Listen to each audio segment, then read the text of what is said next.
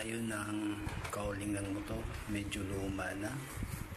Kailangan natin pinturahan para maging maayos.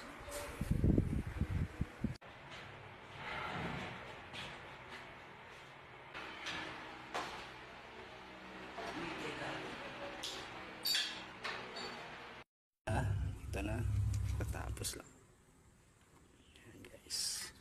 Nagamit ko Samurai Black.